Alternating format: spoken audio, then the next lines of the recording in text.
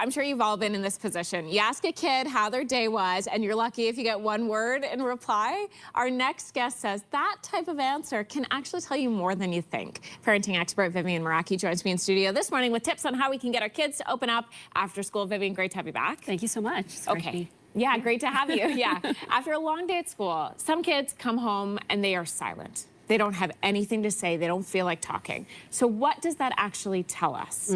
So it's very common. And I think the way that we can think about it is actually how we feel after a long day at work. Oftentimes we might not want to talk about our day or get right into it. So something that I really suggest to parents and clients of mine is just give them that space, give them that decompression time, a little bit of time, maybe it's a snack or a cozy moment for them to kind of settle in their nervous systems, re-regulate with you, and then you can start asking the questions. I'm a talker. And so it's hard. Like, I feel like I'm almost like a bad mom if I don't immediately jump in and be like, hey, how was your day? And I appreciate that that's not how all of my kids express themselves.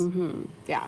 You say helping your kids to open up more starts with creating the environment for that at home. You mentioned a snack, you mentioned maybe reading the room a little bit. How do we do this as parents? Yeah, it's a tough one because it's not something we necessarily think about. We think of safety as having a roof over their heads, food in their bellies. But I like to think about it as emotional safety from a nervous system perspective. And there's a lot that we can do about it, and it's all about building connection rituals through the day.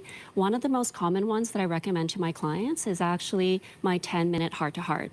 And what this is whatever it is, set aside 10 minutes per child, especially because often we get so busy and we get caught up in, sometimes a bit of guilt that we're not spending enough time. But it's not about the quantity, it's the quality. So 10 minutes per child, no distractions, no devices, and you sit down and the whole objective is to understand them and get to know them. So ask about their feelings. What happened today? What was your favorite thing? What's something that surprised you? Ask for their reflections. And then as you ask those questions, connect with them and help to support them, through whatever it is that comes up for them, and just be there for them to understand and connect. I love specific questions like that because the how was your day, it's easy to just say, oh, good. Yeah. But if you say, like, who did you eat lunch with today? Yeah. It gives them a moment to go back to it, and then maybe that spurs a little bit more conversation. Exactly.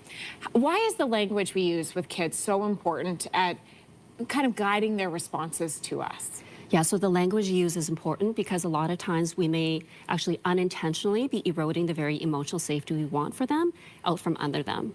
So a lot of what I suggest is, for example, when we ask questions, we swap out why. So why did something happen versus what? Why invites a sense of almost judgment, justification, whereas what asks for curiosity and description. So what happened versus why did that happen? Why did you do that? Oh, they do sound different. It feels different, right? Yeah. So that's a big one. And then also observing and reflecting to them what you see. So, or what you perceive their feeling to be. And then they can confirm for you. So for example, something like, that must have been hard. Just something like that. It validates, you're reflecting to them a perspective. And then as you reflect to them, something that you can also do is just really anchor for them as well.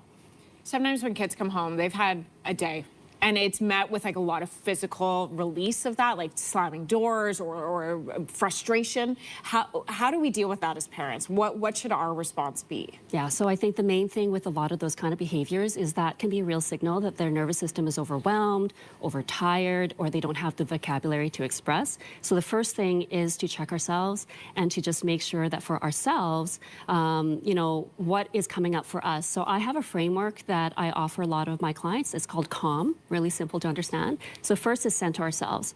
Wait the 60 to 90 seconds. And the reason we do that is so the neurotransmitters are flushed from the body that come up when we have a fight or flight response, when they're slamming doors and things like that. Center ourselves. Second is acknowledge their world and what might be going on. So the first is all about us. The second is all about them. And when you have a conversation with them, ask them, what's coming up for you right now? And how can I support? What could help you with this right now? And then L is lean into curiosity. So that goes back to the what questions and asking them what's going on for them. And last is we're maintaining the connection as we go ahead, and we can set limits around that as well. So it doesn't mean that it's okay, but we can say, like, I'm here when you're ready to talk, or slamming a door is not an okay thing for me, but let's find a different way for you to express in a way that feels right for you and your nervous system. if parents are watching right now or caregivers, you actually have a virtual masterclass that goes into all of this, and it's later on today. Yeah, it actually happened to be later today, but it's a virtual masterclass. It's all about why my kids don't open up to me and how I can change that. And I go a lot deeper into these concepts, into some of the coaching and somatic practices and tools that we can use to help ourselves re-regulate, and how to support our kids in opening up as well. So the link is in my bio on my socials, at Vivian Meraki, and Instagram, LinkedIn, TikTok. So Amazing. people can find me there. Vivian, and thank you. register. Yeah, Thank that's you. amazing. It's such a helpful resource for so many caregivers out there. We really appreciate it. Thank you. Coming up here on the show, we do have your national forecast with details on the heat and humidity in the eastern prairies this morning. Look at Steinbach. You can see why there's